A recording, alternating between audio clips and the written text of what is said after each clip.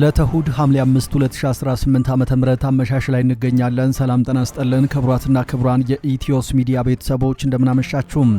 እነሆ ከተለያዩ ታማኝ የመረጃ ምንጮች የደረሱንን ሰበር ዜናዎች ይዘን ቀርበናል። በቅድሚያ አርዕስተ ዜና። በአማራ ምድር በአገዛዙ ጦርና በፋኖ ኃይሎች መካከል የሚደረገው የፊት ለፊትና የጨበጣ ውጊያ ዛሬም ተጠናክሮ ቀጥሏል። በወሎ ግንባር ከላሊበላ ዙሪያ እስከ ገነተ ማርያምና ኩል መስክ ድረስ በአየር መቃወሚያና በሞርተር እንዲሁም በቢኤም ሮኬት የታገዘ ከባድ ውጊያ ተደርጓል። በዚህ ውጊያም 2 ያገዛዙ ክፍለ ጦሮች መደምሰሳቸው ተነግሯል። በተጋድሎው ከ85 በላይ ያገዛዙ ኃይል ሲደመሰስ 42 ጥቁር ክላሽንኮቭ መሳሪያና ዘመናዊ መገናኛ ሬዲዮኖች እንዲሁም ሌሎች ወታደራዊ ቁሳቁሶች በአርበኞች ቁጥጥር ስር ገብተዋል። በተመሳሳይ በጎንደር ጠቅላይ ግዛት በውርጋጃ ግንባር፣ በኒሊ ግንባር፣ በገላ ማጠቢያና ከአቁሃ እስከ አላውሃ ግንባር በተደረገ ተጋድሎ ያገዛዙ ኃይል ከባድ ኪሳራ ሲከናነብ ልዩ ልዩ የጦር መሳሪያዎችና ስትራቴጂካዊ ቦታዎች በፋኖ ቁጥጥር ስር ገብተዋል። ይህ በእንዲህ እንዳለም ከጋሸና ወደ ላሊበላ ሲንቀሳቀስ የነበረው ያገዛዙ ጦር ባልጠበቀው መንገድ ዱብዳ ወርዶበታል። የአማራ ፋኖ ብሔራዊ ንቅናቄ አፋብን ወሎ ቤት አማራ ምኒልክ ዕዝ 303ኛ ሳምነው ኮር አካል የሆኑት 19ኛ ክፍለ ጦርና 16ኛ ክፍለ ጦር በጋራ በመቀናጀት አገራማን ብሎ እየተተለተለ ከጋሸና ላሊበላ ሲጓዝ የነበረውን ያገዛዙን ጦር ገዢ ቦታ በመያዝና ደፈጣ በመጣል በትንትኑን አውጥተውታል። በዝርዝር መረጃውን ተሰሙታላችሁ። የህወሓት ምክትል ሊቀመንበር አቶ አማኑኤል አሰፋ በይፋዊ የፌስቡክ ገጻቸው ባስተላለፉት መልእክት የ4 ኪሎ አገዛዝ በህወሓት ላይ ያካሄደ ያለውን የሚዲያና የፖለቲካ ዘመቻ በጽኑ ተችተዋል። ምክትል ሊቀመንበሩ አገዛዙና የተለያዩ አካላት በየመድረኩ ስለ ህወሓት መዳከም የሚሰጡትን መግለጫዎች በመጥቀስ ድርጅቱ ማህበራዊ መሰረት የሌለውና የፈረሰ አካል ነው ተብሎ የሚነገር ከሆነ በየዕለቱ ስሙን በተለያዩ መድረኮች ማንሳት ለምን አስፈለገ ሲሉ ጠይቀዋል። አቶ አማኑኤል አሰፋ ባጋሩት በዚሁ መልእክታቸው ህወሓት ከሌለ ማህበራዊ መሰረት ከሌለው ቀፎ ከሆነ ታዲያ በፓርላማ፣ በሚዲያ፣ በስብሰባ፣ በአደባባይ፣ በስልጠና በየቀኑ መተው ህወሓትን እያነሱ መቃዠት ምን አመጣው ብለዋል። በዝርዝር መረጃውን ተሰሙታላችሁ። በአዲስ አበባ ከተማ እያጋጠመ ያለው የቤት ኪራይ ዋጋ መናር ከነዋሪዎች የመክፈል አቅም በላይ እየሆነና ጣሪያ እየነካ መምጣቱ ተሰምቷል።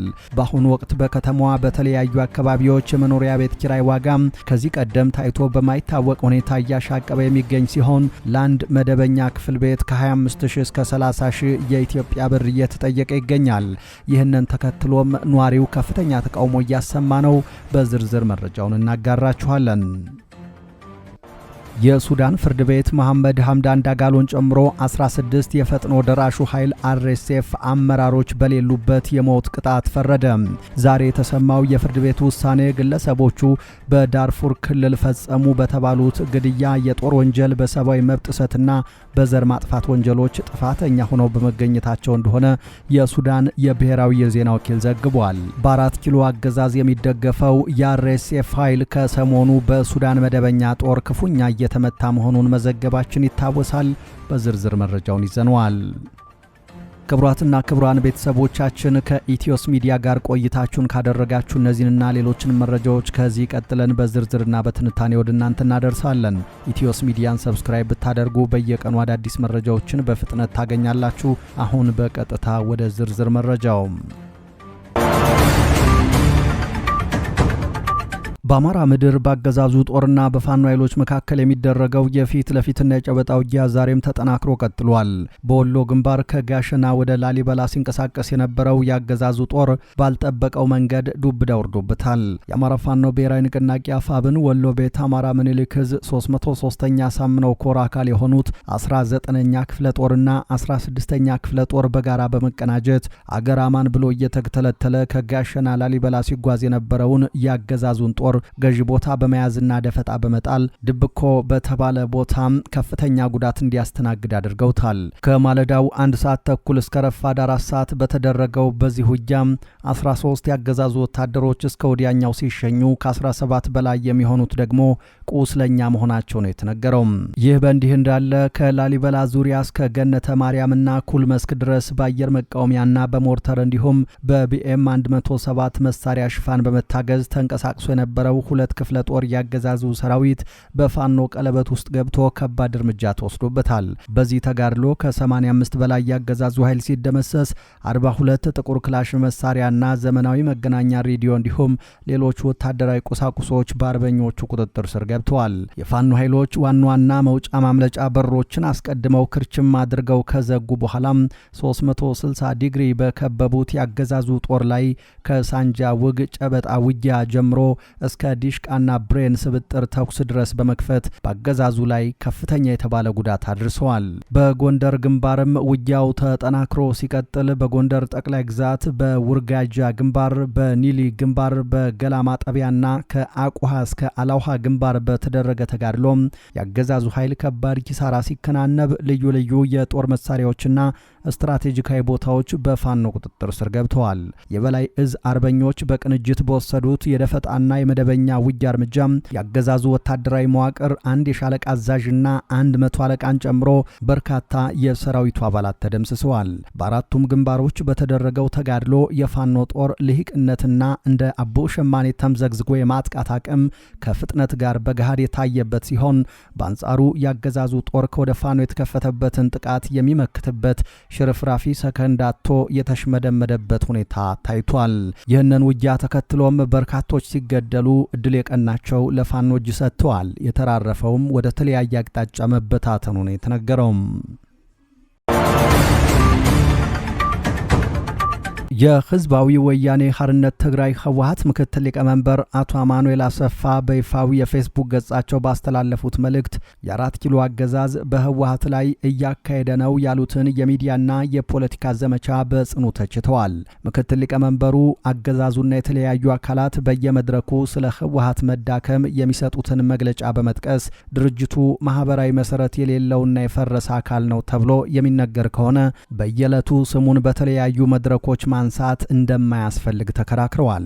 አቶ አማኑኤል አሰፋ ባጋሩት በዚሁ መልእክታቸው ህወሓት ከሌለ ማህበራዊ መሰረት ከሌለው ቀፎ ከሆነ ታዲያ በፓርላማ፣ በሚዲያ፣ በስብሰባ፣ በአደባባይ፣ በስልጠና በየቀኑ መተው ህወሓትን እያነሱ መቃዠት ምን አመጣው ሲሉ ጥያቄ አቅርበዋል። ድርጅታቸው አሁንም ያለው ተሰሚነትና ክብደት ከፍተኛ በመሆኑ መንግስታዊ ተቋማት የየዕለት የትኩረት አጀንዳቸው እንዳደረጉት ለማሳየትም በሞታ አካል ላይ ማንም ድንጋይ አይወረውርም የሚለውን አባባል በምሳሌነት ተጠቅመዋል።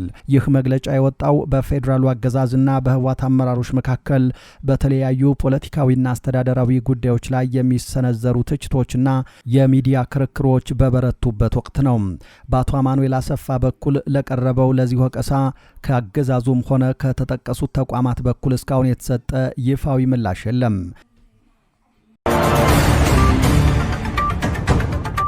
በአዲስ አበባ ከተማ እያጋጠመ ያለው የቤት ኪራይ ዋጋ መናር ከነዋሪዎች የመክፈል አቅም በላይ የሆነና ጣሪያ እየነካ መምጣቱ ተሰምቷል። በአሁኑ ወቅት በከተማዋ በተለያዩ አካባቢዎች የመኖሪያ ቤት ኪራይ ዋጋ ከዚህ ቀደም ታይቶ በማይታወቅ ሁኔታ እያሻቀበ የሚገኝ ሲሆን ለአንድ መደበኛ ክፍል ቤት ከ25,000 እስከ 30,000 የኢትዮጵያ ብር እየተጠየቀ ይገኛል። ባለ 2ና ባለ 3 መኝታ ክፍሎች ደግሞ ዋጋቸው በአስገራሚ ሁኔታ ከፍተኛ ከመሆኑ የተነሳ ለነዋሪዎች ለመጥራት እንኳን የሚያስፈራ ደረጃ ላይ መድረሱ ተነግሯል። ይህ የቤት ኪራይ ዋጋ በዚህ ፍጥነት ሊያሻቅብ የቻለባቸው ዋነኛ ምክንያቶች በሀገሪቱ ከተለያዩ አካባቢዎች በጸጥታና አለመረጋጋት ምክንያት ደህንነት ፍለጋ ወደ ዋና ከተማዋ አዲስ አበባ የሚደረገው ፍልሰት በከተማዋ ያለውን የቤት ፍላጎት በከፍተኛ ደረጃ በማሳደጉ ነው። በተጨማሪም በከተማዋ ለኮሪደርና ለተለያዩ ልማቶች ተብለው በርካታ መኖሪያ ቤቶች መፍረሳቸውን ተከትሎ በሺዎች የሚቆጠሩ ነዋሪዎች በአንድ ጊዜ ወደ ኪራይ ገበያው እንዲገቡ መገደዳቸው በአቅርቦትና ፍላጎት መካከል ከፍተኛ አለመጣጣም ፈጥሯል። ይህ ተደራራቢ ጫና ዝቅተኛና መካከለኛ ገቢ ያላቸውን የከተማዋን ነዋሪዎች ለከፍተኛ ማህበራዊና ኢኮኖሚያዊ ቀውስ እየዳረጋቸው ይገኛል። የሱዳን ፍርድ ቤት መሐመድ ሐምዳን ዳጋሎን ጨምሮ 16 የፈጥኖ ድራሽ ኃይሉ ከፍተኛ አመራሮች ላይ በሌሉበት የሞት ቅጣት ፈረደ። ዛሬ የተሰማው የፍርድ ቤቱ ውሳኔ ግለሰቦቹ በዳርፉር ክልል ፈጸሙት በተባለው ግድያም፣ የጦር ወንጀል፣ በሰብአዊ መብት ጥሰትና በዘር ማጥፋት ወንጀሎች ጥፋተኛ ሆነው በመገኘታቸው እንደሆነ የሱዳን ብሔራዊ የዜና ወኪል ዘግቧል። ከጎርጎሮሳውያኑ 2023 የሱዳን የእርስ በርስ ጦርነት መቀስቀስ ወዲህ በታጣቂ ቡድኑ ከፍተኛ አመራሮች ላይ የፍርድ ውሳኔ ሲያስተላልፍ ይኸው ለመጀመሪያ ጊዜ ነው ተብሏል። የሞት ፍርድ ከተፈረደባቸው መካከል የመሪው ዳጋሎ ወንድምና ምክትል የሆኑት አብዱራሂም ሐምዳን ዳጋሎ እንዲሁም በርካታ የጦር መኮንኖችና የጎሳ መሪዎች ይገኙበታል። ፍርድ ቤቱ የቅጣት ውሳኔውን ለጠቅላይ ፍርድ ቤት እንደሚልክና ጥፋተኞችን በዓለም አቀፍ የፖሊስ ተቋም ኢንተርፖል በኩል ለማደን እንደሚንቀሳቀስ አስታውቋል። በአሁኑ ወቅት 4ኛ ዓመቱን በያዘው በሱዳን ጦርና በፈጥኖ ድራሽ ቡድኑ መካከል የሚካሄደው ጦርነት በ10 ሺዎች ለሚቆጠሩ ሰዎች ህልፈት ምክንያት ሲሆን ከ11 ሚሊዮን በላይ ዜጎችን በማፈናቀል የዓለማችን የከፋ የረሃብ ቀውስን አስከትሏል። የቀድሞው የኳታር አሚር ሼክ ሐማድ ቢን ኻሊፋ አልታኒ ከዚህ ዓለም በሞት ተለዩ። ለ18 ዓመታት ኳታርን የመሩትና የአሁኑ የሀገሪቱ መሪ አባት የሆኑት የቀድሞ አሚር ሼክ ታሚም ቢን ሐሚድ አልታኒ በ74 ዓመታቸው ሕይወታቸው ማለፉን የኳታር መንግስት አስታውቋል። የዘመናዊት ኳታር አርክቴክት ተብለው የሚታወቁት የቀድሞ መሪ ሕይወታቸው ያለፈው ዛሬ እሁድ እንደሆነ የሀገሪቱ መንግስት ባወጣው መግለጫ አስታውቋል። የቀድሞ መሪ ሀገሪቱን በመሩበት ከአውሮፓውያኑ 1995 እስከ 2013 ባለው ጊዜ ውስጥ ኳታር ፈጣን ኢኮኖሚያዊ እድገት አስመዝግባለች። አነስተኛ በረሃማ ሀገር የነበረችው ኳታር ፈጣን ኢኮኖሚያዊ እድገት፣ ዓለም አቀፍ እውቅና እንዲሁም ፖለቲካዊ ተጽዕኖ የማሳደር እንቅስቃሴ የጀመረችው በሼክ ሐማድ ቢን ኻሊፋ አልታኒ የስልጣን ዘመን እንደነበር ሮይተርስ ዘግቧል። በእነዚህ ዓመታት ኳታር በባህረ ሰላጤውና በዓለም አቀፍ ደረጃ ተጽዕኖ ፈጣሪ ሆና መውጣት ችላለች።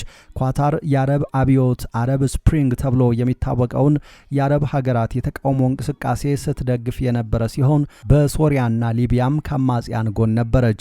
በዓለም አቀፍ ደረጃ ተጠቃሽ መገናኛ ብዙሃን የሆነው አልጀዚራም የተቋቋመው በቀድሞ መሪ የስልጣን ዘመን ነው። በስልጣን ዘመናቸው ቋሚ ህገ መንግስት እንዲኖር ያደረጉ ሲሆን የአካባቢ ምርጫም ተካሂዷል።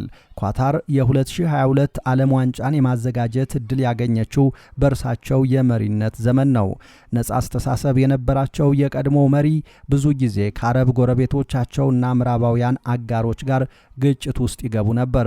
የወታደራዊ ትምህርታቸውን ያጠናቀቁት ብሪታንያ ውስጥ ሲሆን ወደ ሀገራቸው ከተመለሱ በኋላ ወደ መሪነት ስልጣን ከመምጣታቸው በፊት በሰራዊት አዛዥነትና በመከላከያ ሚኒስትርነት አገልግለዋል። ሼክ ሐማድ ቢን ኻሊፋ አልታኒ ከ18 ዓመት የስልጣን ዘመን በኋላ በ61 ዓመታቸው ስልጣናቸውን ለልጃቸው አስረክበዋል። የቀድሞ አሚር በዚህ መልኩ ከስልጣናቸው መውረዳቸው መሪዎች እስከ ሞት ድረስ ስልጣን ላይ በሚቆዩበት የባህረ ሰላጤው ፖለቲካ የተለመደ አልነበረም። የቀድሞውን መሪ ህልፈት ተከትሎ ከዛሬ ጀምሮ ለ4 ቀናት የሐዘን ቀን የታወጀ ሲሆን ከነገ ሰኞ እስከሚቀጥለው ሳምንት እሁድ ድረስ የመንግስት ተቋማት እንደሚዘጉ ተገልጿል። ኢራን ሆርሙዝ ሰርጥ ተዘግቷል ስትል አሜሪካ ደግሞ ክፍት ነው አለች። የኢራን አብዮታዊ ዘብ ወሳኝ የሆነው የመርከቦች መተላለፊያ ሆርሙዝ ሰርጥ ከዛሬ ጀምሮ መዘጋቱን ማስታወቁ ይታወሳል። ሌላ መግለጫ እስከሚሰጥ ድረስም ይህ የባህር መተላለፊያ ዝግ ሆኖ እንደሚቆይ ገልጿል። ይሁን እንጂ የአሜሪካው ፕሬዝደንት ዶናልድ ትራምፕ ዛሬ ከኤንቢሲ ቴሌቪዥን ጋር ባደረጉት ቃለ ምልልስ ሆርሙዝ ሰርጥ ክፍት መሆኑን ተናግረዋል። ፕሬዝደንቱ ይህንን ከመናገራቸው ከጥቂት ሰዓታት በፊት የአሜሪካ ጦር ኃይል ባወጣው መግለጫ ማናቸውም በህጋዊ መንገድ ዓለም አቀፉን የውሃ መስመር ለማለፍ ለሚፈልጉ መርከቦች ክፍት መሆኑን ገልጾ ደህንነታቸውን ለመጠበቅ ዝግጁ መሆኑን አስታውቋል። የአሜሪካ ማዕከላዊ እዝ በመግለጫው ከኢራን በኩል ዛቻ፣ ማስፈራሪያ፣ ትንኮሳና የዘፈቀደ ንግግር እየተሰራጨ መሆኑን ጠቅሶ ይሁንና በሆርሙዝ ሰርጥ መርከቦች እንደልባቸው እያለፉ መሆኑን አስረድቷል። ይህ በእንዲህ እንዳለ በአሜሪካና ኢራን መካከል የሚደረገውን ንግግር ከሚያሸማግሉ ሀገራት አንዷ የሆነችው ፓኪስታን ሁለቱም ወገኖች ሰሞነኛውን ውጥረት እንዲያረግቡ ጠይቃለች። የፓኪስታን የውጭ ጉዳይ ሚኒስትር ኢሻቅ ዳር ከኢራን አቻቸው አባስ አራግቺ ጋር በስልክ ተነጋግረዋል። ሁለቱ ሚኒስትሮች የተነጋገሩት ከዚህ ሳምንት መጀመሪያ አንስቶ ያገረሸው የሁለቱ ሀገራት የጥቃት ልውውጥ ትናንት ሌሊትም ከቀጠለ በኋላ ነው። አሜሪካ በሆርሙዝ የሚጓዙ መርከቦች በኢራን እንደተመቱ በመግለጽ ትናንት ሌሊት የቴሄራን ወታደራዊ ይዞታዎች ላይ ጥቃት መፈጸሟን አስታውቃለች። ኢራን በበኩሏ ሆርሙዝ ወሽመጥን የዘጋች ሲሆን የአሜሪካ ጦር ሰፈር የሚገኝባቸው የቀጠናው ሀገራት ላይ ጥቃት አድርሳለች። ከኢራኑ አቻቸው ጋር የተነጋገሩት የፓኪስታኑ የውጭ ጉዳይ ሚኒስትር ሰኔ ላይ በተፈረመው የመግባቢያ ስምምነት መሰረት ሁለቱም አካላት ውጥረትን የሚያረግብ መንገድን እንዲከተሉና ከጥቃት እንዲታቀቡ መጠየቃቸውን መስሪያ ቤታቸው አስታውቋል። የፓኪስታን የውጭ ጉዳይ ሚኒስቴር ባወጣው መግለጫ ኢሻቅ ዳር ግጭቶችን ለመፍታት እንዲሁም በቀጠናው ዘላቂ ሰላምና መረጋጋትን ለማስፈን ብቸኛው አዋጭ መንገድ ንግግርና ዲፕሎማሲ መሆኑን አስምረውበታል ብሏል። በተፈረመው የመግባቢያ ስምምነት መሰረት ሁለቱም ሀገራት ጥቃቶችን አቁመው ለመጨረሻ ድርድር መቅረብ ነበረባቸው። አሁን ውጥረቱ በማገርሸቱ የቀጣይ ድርድር ዕጣ ፈንታው ምን እንደሚሆን እስካሁን በግልጽ አልታወቀም። ክቡራትና ክቡራን የኢትዮስ ሚዲያ ቤተሰቦች ከተለያዩ ታማኝ መረጃ ምንጮች የደረሱን የምሽቱ መረጃዎቻችን እነዚህ ነበሩ። ከቆይታ በኋላ በሌሎች መረጃዎች ድጋሚ እንገናኛለን። እስከዛው በያላችሁበት ሰላም ጊዜ ተመኘን።